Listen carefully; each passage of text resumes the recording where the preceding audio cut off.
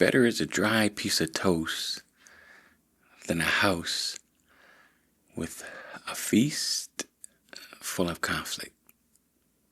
That's what I'm reading in Proverbs chapter 17. Welcome back to the channel. My name is Clint, and this is 31 Days in the Book of Proverbs. And we are sitting here going through a chapter a day through the Book of Proverbs. And, what I found was that if you want to, you can go ahead and check out different translations for whatever it is you're reading. You might be reading in one version, which I'm reading through is the ESV, but there's a few others like, the KJV, the NIV. Those are the King James Version. I'm reading in the English Standard Version, but there's also like the CSB and a few others. But I would just encourage you to do that because as I've gone through and studied this over the past week, I've noticed that there was a lot of little words like this first part here, which we're about to get into in Proverbs 17, which when I read it in several of them, they really didn't hit home for me. I'm like, okay, what's that mean? That means I'm going to have to stop and study for a little while. It means I might have to check a couple of different translations to see if it makes more sense. So I would encourage you, don't just read the one translation, or at least, take your time and study the word like I want you to. And really try to feel what the proverb is saying, what God's really trying to speak through his word, because I really my eyes are opened on several proverbs here just through this chapter that I didn't really realize were that good. So if you want to join with me, I'm in the ESV, and we'll be going through Proverbs chapter 17. So let's go ahead and jump right in. Better is a dry morsel with quiet than a house full of feasting and strife. You see, that's right off the bat what I was thinking was that dry morsel with quiet than a house full of feasting and strife. In another translation, which made more sense, was it said like a dry piece of toast and peace, which makes sense to me. Better to have just plain bread and peace than a house full of feasting and strife, than a house full of feasting and conflict. Those different changes in the words actually help me. So anyway, that's what I wanted to point out. All right, continuing on.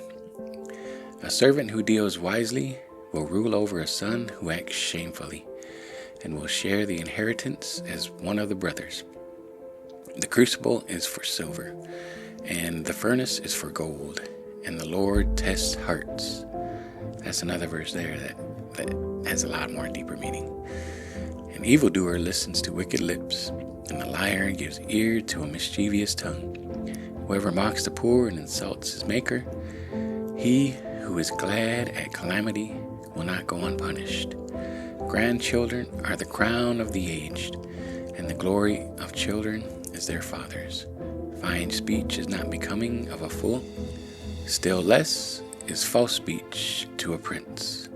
A bribe is like a magic stone in the eyes of the one who gives it. Wherever he turns, he prospers. Whoever covers an offense seeks love, but he who repeats a matter separates close friends. A rebuke goes deeper into a man of understanding than 100 blows into a fool. An evil man seeks only rebellion, and the cruel messenger will be sent against him. Let a man meet a she-bear robbed of her cubs, rather than a fool in his folly. If anyone returns evil for good, evil will not depart from his house. The beginning of strife is like letting out water, so quit before the quarrel breaks out. He who justifies the wicked and he who condemns the righteous are both like an abomination to the Lord. Why should a fool have money in his hand to buy wisdom when he has no sense? A friend loves at all times, and a brother is born for adversity. One who lacks sense gives a pledge, and he puts up security in the presence of his neighbor. Whoever loves transgression loves strife. He who makes store high seeks destruction. A man of crooked heart does not discover good, and one with a dishonest tongue falls into calamity. He who sires a fool gets himself sorrow, and the father of a fool has no joy. Joyful heart is good medicine, but a crushed spirit dries up the bones. The wicked accepts a bribe in secret to pervert the ways of justice. The discerning sets his face toward wisdom, but the eyes of a fool are on the ends of the earth. A foolish son is a grief to his father, and bitterness to her who bore him. To impose a fine on a righteous man is not good, nor to strike the noble for their uprightness. Whoever restrains his words has knowledge, and he who has a cool spirit is a man of understanding. Even a fool who keeps silent is considered wise. When he closes his lips, he is deemed intelligent. It's Proverbs chapter 17. I almost feel like that's me. That last verse there. Even a fool who keeps silent is considered wise. When he closes his lips, he's deemed intelligent. I've always been a quiet guy in my own life, kind of like, not very outspoken. I'm very introverted and a few other things.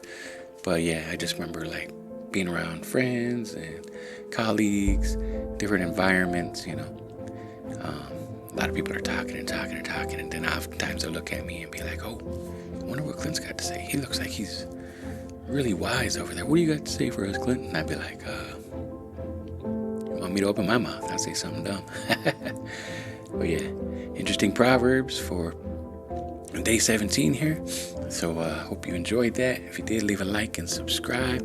If not, you can check out, I've been building up a playlist for all the chapters that we've gone through so far, and I am in the future hopefully going to do deeper dives into each of these chapters as we go along. So go ahead and check some of those out. But for now, I'm gonna say peace. And but if you want to check the playlist out, it should be linked right here. If not, you can check a deep dive into one of the videos that I've done previously in Proverbs. And with that, I'm gonna say bye for now.